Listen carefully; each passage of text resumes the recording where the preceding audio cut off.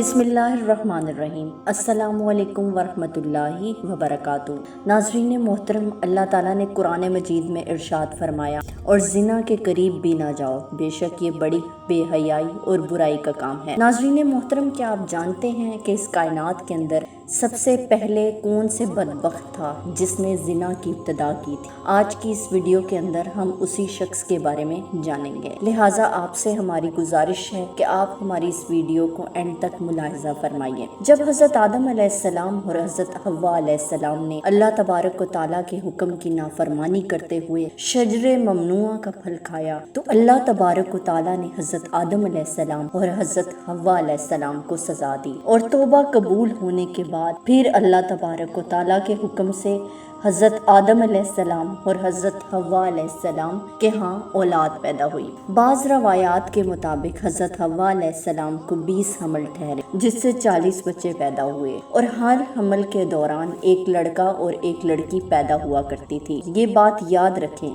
کہ اس وقت کے قوانین شریعت آج کی شریعت کے قوانین سے بالکل مختلف تھے۔ حضرت آدم علیہ السلام کے زمانے میں ایک حمل سے پیدا ہونے والے لڑکے کی شادی دوسرے حمل کی لڑکی کے ساتھ کر دی جاتی تھی، جبکہ دوسرے حمل کی لڑکی کی شادی پہلے حمل کے لڑکے سے کی جاتی تھی۔ ایک حمل کے بہن بھائی آپس میں بہن بھائی قرار پاتے تھے، تو پھر اسی دوران حضرت آدم علیہ السلام کے ہاں قابیل اور حابیل پیدا ہوئے۔ قابیل کی بہن بہت زیادہ خوبصورت تھی، جبکہ جو لڑکی حضرت حابیل علیہ السلام کے ساتھ پیدا ہوئی تھی وہ اتنی خوبصورت نہیں تھی۔ چنانچہ جب یہ بچے جوان ہوئے اور ان کے آپس میں شادی کا وقت آیا، تو قابیل نے حضرت حابیل علیہ السلام کی بہن کے ساتھ نکاح کرنے سے انکار کر دیا اور کہنے لگا کہ یہ تو بالکل خوبصورت نہیں ہے، میں اپنی بہن اقلیمہ کے ساتھ ہی نکاح کروں گا۔ ناظرین محترم، یہ معاملہ اس موڑ پر آن پڑا کہ حضرت آدم علیہ السلام نے حکم دیا کہ دونوں بھائی اللہ تبارک و تعالیٰ کی بارگاہ کے اندر اپنی اپنی قربانی پیش کریں۔ چنانچہ جس کی قربانی اللہ تبارک و تعالیٰ کی بارگاہ کے اندر مقبول ہوگی تو وہی شخص اقلیمہ کے ساتھ شادی کرے گا۔ قابیل کھیتی باڑی کرتا تھا، جبکہ حضرت حابیل علیہ السلام بکریاں چرایا کرتے تھے، جو کہ ایک شفقت اور محبت والا کام ہے۔ چنانچہ حضرت حابیل علیہ السلام نے اللہ تبارک و تعالیٰ کی بارگاہ کے اندر ایک خوبصورت بکری کا بچہ پیش کیا، اور قابیل نے ایک روئی کا گٹھا اٹھا کر جو کہ اس کی کھیت سے نکلا تھا، اس نے اللہ تبارک و تعالیٰ کی بارگاہ کے اندر پیش کر دیا۔ چنانچہ اس زمانے کی روایات کے مطابق آسمان سے ایک آگ اتری اور اس نے حضرت حابیل علیہ السلام کی قربانی کو نگل لیا، جس پر قابیل کہنے لگا کہ یہ ضرور میرے باپ نے حابیل کے لیے دعا کی، جس کی وجہ سے اس کی قربانی منظور ہوئی۔ ناظرین محترم، پھر اسی واقعے کے بعد قابیل نے حضرت حابیل علیہ السلام کو قتل کی دھمکی دی۔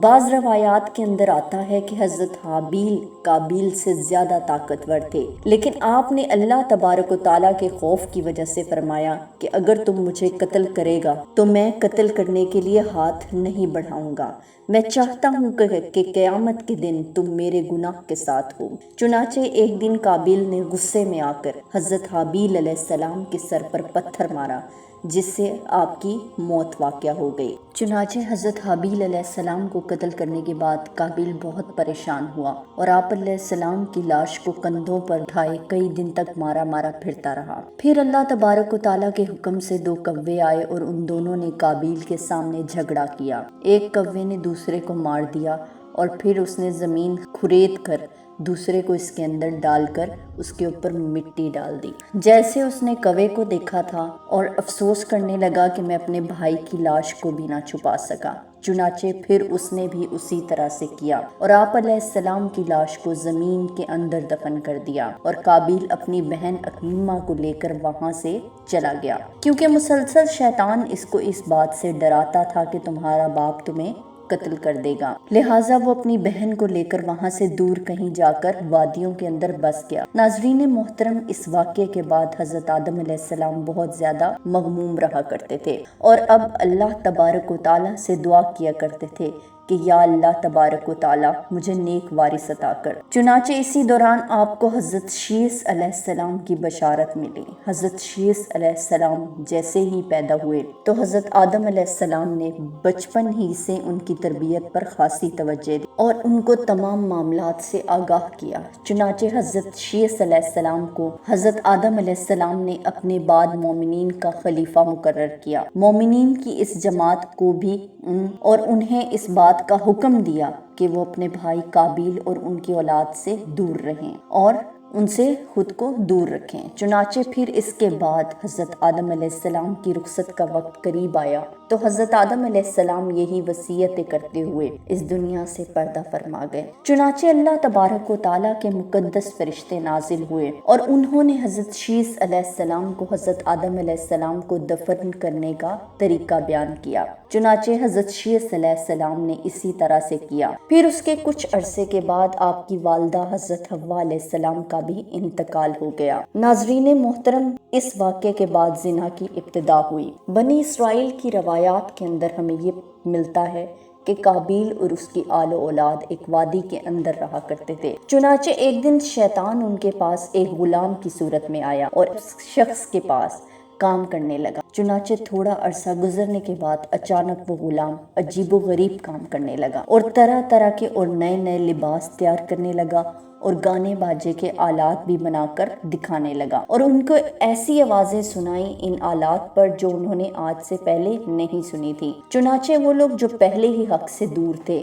اور فسق و فجور کے اندر مبتلا تھے اور انہوں نے اپنا ایک دن عید کا مقرر کیا جس کے اندر ان کی تمام عورتیں برہنہ لباس پہن کر اور زمانہ جاہلیت کی عورتوں کی طرح نیم عریاں لباس پہن کر مردوں سے اختلاط کیا کرتی تھی۔ حضرت شیث علیہ السلام کے ساتھ رہنے والے مومنین دور ہی ان سے ان گانے باجوں کی آوازوں کو سنا کرتے تھے۔ چنانچہ ایک دن ان میں سے ایک شخص کے دل کے اندر خیال آیا کہ کیوں نہ میں جا کر دیکھوں کہ آخر یہ کیا معاملہ ہے۔ چنانچہ اس شخص نے چوری چھپے وہاں سے ہجرت کی اور عید کے دن کے جس دن قابیل اور اس کی آل فسق و فجور میں مبتلا ہوتی تھی وہ شخص وہاں پر پہنچا۔ وہاں پر جا کر عورتوں کو دیکھا کہ وہ حسین و جمیل تھی۔ اس حوالے سے روایات کے اندر آتا ہے کہ حضرت شیث علیہ السلام اور ان کے ساتھ جو مومنین کی جماعت تھی ان کے مرد بہت جمیل اور خوبصورت تھے اور ان کے ساتھ جو عورتیں تھیں وہ بظاہر اتنی زیادہ حسین و جمیل نہیں تھیں، جبکہ قابیل کی آل و اولاد کے مرد بدصورت تھے جبکہ ان کی عورتیں بہت زیادہ حسین و جمیل تھیں۔ چنانچہ وہ نوجوان ان لڑکیوں کے حسن و جمال سے بہت زیادہ متاثر ہوا۔ پھر جب وہ شخص واپس آیا تو اس نے چوری چھپے دیگر مومنین کو بھی بتایا۔ چنانچہ پھر آہستہ آہستہ مومنین کے لوگوں میں سے بعض کمزور ایمان والے ہجرت کرنے لگے اور ہجرت کر کے قابیل کی اولاد کے اندر جا کر وہاں پر ان کے عورتوں کے فتنے کے اندر مبتلا ہو گئے اور یوں وہاں جا کر زنا کاریاں کرنے لگے جس سے زنا جیسے گناہ کبیرہ کی ابتدا ہوئی۔ ناظرین محترم، روایات کے اندر آتا ہے کہ حضرت شیث علیہ السلام کے ساتھ رہنے والے مومنین کی تعداد